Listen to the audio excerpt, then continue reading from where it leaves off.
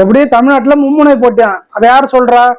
தமிழ்நாட்டுல number 1 TV channel ஒரு நாளைக்கு 15-20 சீரியலை போட்டு தமிழ்நாட்டுல உள்ள குடும்பத்தெல்லாம் அழிச்சு கொண்டு இருக்கிற இந்த சன் டிவி தான். ஆல்ரெடி திமுக அதிமுக 2 கட்சி இருக்கு, நாம் தமிழர் தனித்து நிக்கிறாங்க. ஆல்ரெடி ஏற்கனவே மும்முனை போட்டியில இருக்கு. இப்ப விஜய் தனித்து நிக்கிறதா அறிவிச்சிட்டாரு. 4 முனை போட்டி தானே வரணும். இவர்கள் எல்லாம் தெரிஞ்சே நாம் தமிழர்ல அமுக்க பாக்குறார்கள். இது ஊடக தர்மமா? இது எப்படி தமிழ்நாட்டுல மும்முனை போட்டியா மாறிச்சுங்கிறத பத்தி தான் இந்த காணொலியில முழுசா பேச போறோம். வாங்க காணொலிக்குள்ள போலாம். நேற்று நிறைய பேர் தொடர்ந்து நீங்கள் சீமானை புறக்கணித்து விட்டீர்கள். 4 முனை போட்டி சீமானே ஒத்துக்க மாட்டாரு. இவர்கள்லாம் வெற்றி பெறுவதற்காக போட்டியிருக்கிறார்கள், அவர் பயிற்சி எடுப்பதற்காக போட்டியிருக்கிறார். அப்ப அவர் எப்படி களத்தில் சேர்த்துக்க முடியும்? இண்டிபெண்டா கூட தான் ஒவ்வொரு தொகுதியிலும் 50-50 பேர் போட்டிடுறான். அவனை ஜெயிக்கிறதுக்காக போட்டிடுறான். அதனால அதை ஒரு முனையாக கருத முடியாது. அது ஒரு பயிற்சி கூடம். நாம் தமிழர் என்பது ஒரு பயிற்சி கூடம். அதனால அதை ஒரு போட்டியை எடுத்துக்க முடியாது. 8% வாங்கியிருக்காங்க. 8% என்பது 10% அதிகரிக்கலாம், அப்படி இல்லைன்னா 6% அல்லது 4% குறையலாம். அவ்வளவுதான் அவங்களோட ரோல். அதை நாங்க எடப்பாடிக்கு கண்டெண்டரு, விஜய்க்கு கண்டெண்டரு, ஸ்டாலினுக்கு கண்டெண்டர்லாம் அவங்களாவே சீரியஸ் எல்லாம் எடுத்துக்கிறதுக்காக நாமளும் அப்படி சீரியஸ் எல்லாம் பேசிட்டு இருக்கோம். விஜய் இல்லைன்னா உங்களுக்கு வாக்கு சதவீதம் இன்னும் அதிகரிக்கலாம். இப்ப விஜய் இருக்கிறதா அந்த 8 நீங்க ரீட்டைன் பண்றதே கஷ்டம். அதனால உங்களை சீஃப் மினிஸ்டர் போஸ்ட்டுக்கு கண்டெண்டர் எல்லாம் எடுத்துக்க முடியாது. திருப்பி பணம் ஏறிட்டு போக வேண்டியதான் நீங்க.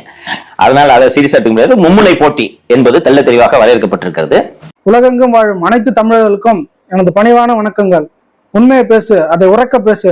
பொய் பேசுவது எந்த அளவுக்கு குற்றமோ அதே போல் உண்மையை பேசாமல் இருப்பதும் குற்றமே. நீ ஊமையாய் இருக்கும் வரை இந்த உலகம் செவிடாய் தான் இருக்கும். நீ எப்போது பேச தொடங்குகிறாயோ அப்போதுதான் இந்த உலகம் காது கொடுத்து கேட்க தொடங்கும். ஏற்கனவே தமிழ்நாட்டுல மும்முனை போட்டி இருக்கு. நேற்று புதிதாக விஜய் அவர்கள் அறிவிச்சிருக்காரு, நாங்க தனித்து களம் இறங்க போறோம், எங்களுடைய முதல் வேட்பாளர் திரு விஜய் அவர்கள்னு அவங்க அறிவிச்சிருக்காங்க. அப்போ இது 4 முனை போட்டியாக வரணும். எப்படி மும்முனை போட்டியா மாறிச்சு? அதை யாரு சொல்றா? அதாங்க இந்த சவுக்கு சங்கங்கிற பேர்ல ஒரு கமிஷன் சங்கர் இருக்காருல்ல, அவரும் இந்த சன் டிவில இருக்கிற கமிஷன் குணசேகரன்ங்கிறவர் தான் பேசுறாங்க. இவங்கெல்லாம் ஊடகவியலாளரா? ஊடகத்துக்குன்னு ஒரு தர்மம் இருக்குல்ல, அது துளி கூட இவங்களுக்கு எல்லாம் கிடையாது. இந்த மாதிரி காசை வாங்கிட்டு இந்த ஈன வேலை பார்க்கறதுக்கு வேற எவ்வளவோ தொழில் இருக்கு தமிழ்நாட்டுல. அந்த தொழிலை செஞ்சு உனக்கு பழச்சிக்கலாம். எதுக்கு இந்த மானங்கட்ட பழப்பு இவங்களுக்குலாம்? இப்போ இவங்களை போல ஆளுங்களுக்கும் கிடையாது. இந்த கருத்து கணிப்புன்னு வருவானுங்க பாருங்க, அந்த மானங்கட்ட பசங்களுக்கும் தான். இது வரைக்கும் இவங்க கருத்து கணிப்புன்னு சொல்லி ஏதாவது சரியா இருந்திருக்கா? இவனுக்கு 2% சொன்னாங்க 6% வரும், இவனுக்கு 4ன்னா அங்க 8 வரும். இப்போ இதுல என்ன கருத்து கணிப்பு மசூர் இருக்கு? எல்லாம் தப்பா எடுத்துக்க கூடாது, கெட்ட வார்த்தை பேசுறேன்னு ஆதங்கத்திலையும் கோபத்திலையும் தான் கெட்ட வார்த்தை வருது. ஒருத்தனும் இங்க சரியா கிடையாது. ஊடகத்துல வேலை பார்க்கறானோ, ஊடகத்துக்குன்னு ஒரு தர்மம் இருக்கு, அதைப்படி கொஞ்சமாவது உண்மையா பேசுறாங்களா? வாயை திறந்தா பொய் தான். இப்ப ஆட்சியில இருக்க திராவிட முன்னேற்ற கழகம் அவங்க ஒரு கூட்டணியோட தனித்து களம் இறங்குறாங்க. அதே போல அண்ணா திராவிட முன்னேற்ற கழகம் பிஜேபி அவங்க ஒரு கூட்டணி அமைச்சு அவங்க தனியா களம் இறங்குறாங்க. அவர்களுக்கு முன்பாகவே அண்ணன் சீமான் அவர்கள் இம்முறையும் தனித்தே தான் நாங்க களம் காண போறோம்னு சொல்லிட்டாங்க. அப்ப ஆல்ரெடியே மும்முனை போட்டியில தான் தமிழ்நாட்டுல இருக்கு. புதிதாக விஜய் அவர்களும் தனித்து களம் இறங்குறான்னு சொல்றாருன்னா இது 4 முனை போட்டியா தானே வரணும். இது எப்படி மும்முனை போட்டியா வருது? சீமான் அவர்கள் ஒற்றை இலக்கத்துல இருக்காராம், 8% 8.5% இருக்காராம். அதனால இவரெல்லாம் போட்டியிலே எடுத்துக்க கூடாதான். இந்த கமிஷன் சங்கர் என்ன சொல்றாரு, இவங்கெல்லாம் தேர்தலுக்கு பயிற்சி எடுக்க தான் வராங்க, இப்ப தோத்துட்டா திரும்ப பணம் ஏற போயிடுவாங்க அப்படின்னு நக்கலா பேசுது. கமிஷன் சங்கர் அவர்களே, உன்னை அடிச்சப்பையும் நாங்க தான் உனக்கு துணை நின்மோம். அதை மறந்துட்டு நீ பேசக்கூடாது. உனக்கு கமிஷன் கிடைக்குதுங்கிறதுனால நீ கண்டதை பேசிட்டு தெரியாதா? சரியா? இந்த கமிஷன் சங்கர் கமிஷனை வாங்கிட்டு ஒவ்வொரு நாளைக்கு ஒரு பேச்சு பேசுறது. ஒரு நாள் விஜய்க்கு ஆதரவா பேசுறது, ஒரு நாள் அண்ணனுக்கு ஆதரவா பேசுறது, ஒரு நாள் எடப்பாடிக்கு ஆதரவா பேசுறது, ஒரு நாள் கலைஞர் எடுத்து கலைஞருக்கு ஆதரவா பேசுறது. எதுக்கு இந்த மானங்கட்ட பொழப்பு? நீ இந்த மாதிரி பண்றதுனால தானே உன்னெல்லாம் அடிச்சு வச்சு செஞ்சாங்க.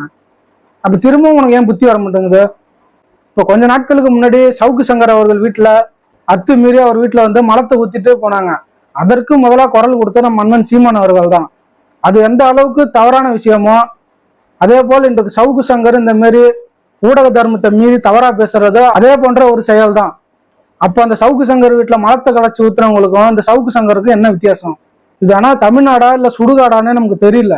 இங்க தமிழ்நாட்டுல தமிழ் தேசியம் பேசுற ஒரு இயக்கத்துக்கு ஊடக வெளிச்சமே சுத்தமா கிடையாது. அதுக்கு மாறா அவதூறு பரப்புறதுக்கு மட்டும்தான் இங்க ஊடகங்கள் இருக்கு. இங்க சீமான் அவர்கள் செய்யற போராட்டமா இருந்தாலும் சரி, அவர் செய்யற ஒரு நல்ல விஷயமா இருந்தாலும் எதுவுமே இங்க பேசுறது இல்லை. ஆனா அவரை பத்தி ஒரு தவறா ஒரு அவதூறு வந்துச்சுன்னா ஒரு 10 நாளைக்கு அதை பத்தி தான் இந்த ஊடகம் பேசி பேசி சம்பாதிச்சு வைத்த வளர்க்குது. இங்க ஊடகம் வச்சிருக்க ஒருத்தன் கூட தமிழரே கிடையாது போல இருக்கு. ஊடகம் வச்சிருக்க ஃபுல்லா திராவிடம் தான். ஒரு தமிழனாவது தமிழ் உணர்வு உள்ள ஒருத்தனாவது இங்க ஊடகம் வச்சிருந்தானா காசுக்கு அப்பாற்பட்டு உண்மையாவது பேசுவான். தமிழருக்கு ஆதரவா பேசலனாலும் உண்மையை பேசுவான் ஒரு தமிழ் அங்க வச்சிருந்தானா. அப்ப இங்க தமிழன் ஒருத்தவங்க கூட ஊடகத்துல இல்ல, தமிழன் ஒருத்தவங்க கூட இங்க இல்ல.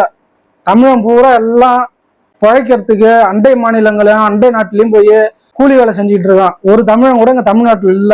இவர்களுடைய கருத்தெல்லாம் எப்படி இருக்குன்னே தெரியல. நாம் தமிழர் 8.5 விழுக்காடு வாக்கு வாங்கி தேர்தல் ஆணையத்தால் மாநில கட்சியாக அங்கீகாரம் பெற்றிருக்கு. இப்படியாப்பட்ட கட்சியை ஒன்று போட்டியில் எடுத்துக்க மாட்டாங்களாம். நேற்று கட்சி ஆரம்பிச்ச விஜய் அவர்கள் தான் மும்முனை போட்டியில 3வது இடமா. என்னடா உங்களுடைய நியாயம் அதெல்லாம்? அப்படியே இவங்க பேசலன்னா மக்கள் எல்லாம் மறந்துடுவாங்களா நாம் தமிழரை? தமிழ்நாட்டுல இவங்க செய்யற ஊடகம்லாம் ஊடக வியாபாரம் கிடையாது, ஊடக விபச்சாரம். ஊடக தர்மம்னு ஒண்ணு இருந்தா அந்த தர்மத்துக்கு உண்மையை பேசணும். அப்படி ஒருத்தங்க கூட இங்க பேசல. அப்படிங்கும்போது இது ஊடக வியாபாரம் இல்லை, ஊடக விபச்சாரம் தான். நான் முன்னாடியே சொன்ன மாதிரி இவங்க இந்த பழப்பு பழக்கிறதுக்கு வேற எவ்வளவோ பழப்பு இருக்கு, அதை பழிச்சு இவனை சோறு திங்கலாம். அண்ணன் சொன்ன மாதிரிதான் இவனுங்க காசுக்கு ஓட்டுக்கும் வாக்குக்கும் தான் அவனுக்கு கட்சி நடத்துறாங்க. அப்படி இருக்கும்போது அது மும்முனை போட்டி தான். அவங்க 3 பேரும் மும்முனை போட்டி போட்டுக்கிட்டா ஏதாவது பண்ணிட்டான். ஏன்னா அவங்கள்ட்ட கொள்கை கிடையாது, கோட்பாடு கிடையாது, தத்துவம் கிடையாது, ஒண்ணுமே கிடையாது. காசு கொடுத்து ஓட்ட வாங்கணும், ஜெயிக்கணும், போய் கொள்ளாடிக்கணும், இதான் அவங்களுக்கு தத்துவம். திரு விஜய் அவர்கள் அவங்க கூட்டத்துல சேர்ந்திருக்காரு. அதனால இது மும்முனை போட்டியா இருக்கு. அப்ப நாம் தமிழருக்கு இங்க போட்டியே கிடையாது, நாங்க தனிச்சுதான் களங்காண்டுறோம். தமிழ்நாட்டு மக்கள் எங்களை ஆதரிப்பாங்க. இப்படிலாம் தமிழ்நாட்டுல நடக்கிறப்ப ஒன்னதான் நமக்கு ஞாபகம் வருது. ஒருத்தன் 10 பேர் எதிர்த்தானா அவன் வீரன்.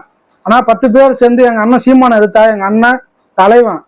இவர்கள் பேசவில்லை என்றால் தமிழ்நாட்டுல நாம் தமிழர் போட்டியிடாதா, இல்ல தமிழ்நாட்டுல நாம் தமிழர் போட்டியிடுறதா மக்களுக்கு தெரியாதா? தமிழ்நாட்டுல நாம் தமிழர் கட்சி வளர்ந்து வெகு தூரமா போயிடுச்சு. இவனுங்க தமிழ்நாட்டுல நம்ம வளர்ச்சி தடுக்கிறாங்களாம்.